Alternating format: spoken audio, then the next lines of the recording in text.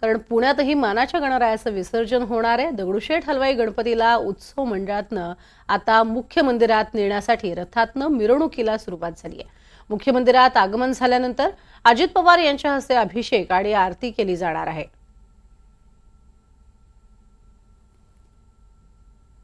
ही आपण दृश्य बघतोय ज्याच्यामध्ये मुख्य सभा मंडपातनं या गणरायाच्या मूर्तीला मुख्य जी मंदिर आहे त्या मंदिरामध्ये आणून स्थानापन्न करण्यात आलेला आहे आणि त्यानंतर दगडूशेठ हलवाई गणपतीला रथातनं मिरवणूक काढून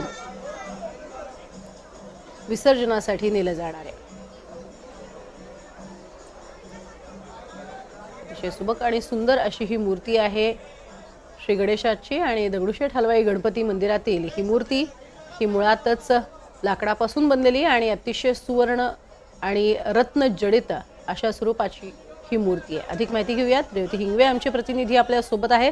रेवती, कशा स्वरूपाचा कार्यक्रम असेल श्रीमंत दगडूशेठ हलवाई गणपती मंदिरात?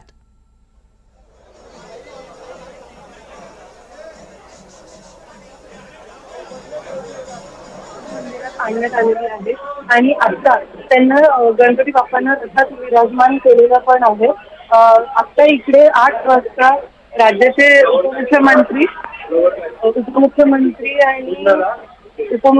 आणि सुनेत्र पवार यांनी अभिषेक आणि आरती करणार आहेत आणि त्याच्यानंतर संध्याकाळी 4 वाजता मुख्य मिरवणुकीला सुरुवात होणार आहे। प्रज्ञा, नक्कीच हा जो कार्यक्रम असणार आहे त्याबरोबरीने आपण जर पाहिलं तर सध्या या संपूर्ण परिसरामध्ये आता भाविकांची सुद्धा गर्दी व्हायला सुरुवात झालेली असेल। कार्यक्रमाची रूपरेषा म्हणजे विसर्जनासाठीची जी वेळ आहे त्याच्यामध्ये काही विशेष बदल यावेळेस करण्यात आलेत का?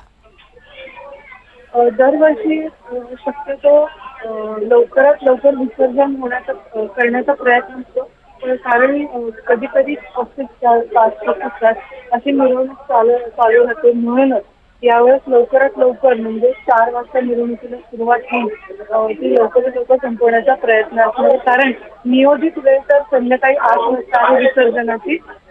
पण आता हे पाहणं महत्त्वाचं आहे की भाविक किती गर्दी करतात आणि त्यानुसार कसं विसर्जनाचं नियोजन असतं। नक्कीच सगळ्यात महत्त्वाचं रेवती, आपण दरवर्षी बघतो की मूर्तीचं विसर्जन लवकर व्हावं यासाठीचे प्रयत्न पुण्यामध्ये बऱ्याच काळापासून सुरू आहेत, मात्र मंडळांची संख्या दिवसागणिक वाढत जातीये आणि त्यामुळेच विसर्जनाला सुद्धा उशीर होतो। याबद्दल वेगळं काही नियोजन यावेळेस करण्यात आलेलं आहे का?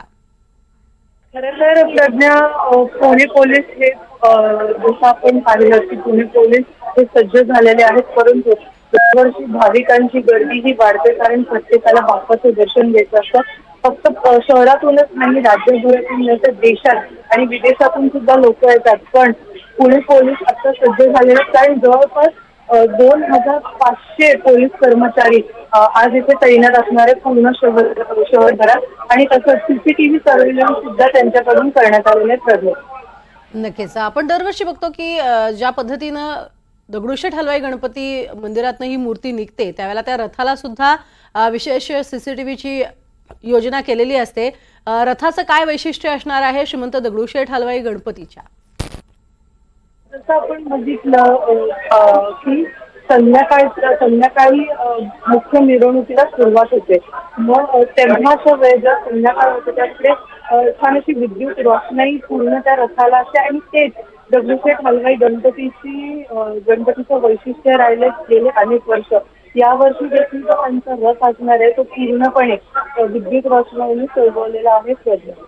नक्कीच, मात्र मूर्ती ही अक्षरशः झळाळून निघेल अशा स्वरूपात सुंदर दिसेल अशा स्वरूपाची व्यवस्था केलेली असते आणि याच गणपतीला पाहण्यासाठी अगदी रात्रभर पहाटेपर्यंत पुणेकर जागत असतात।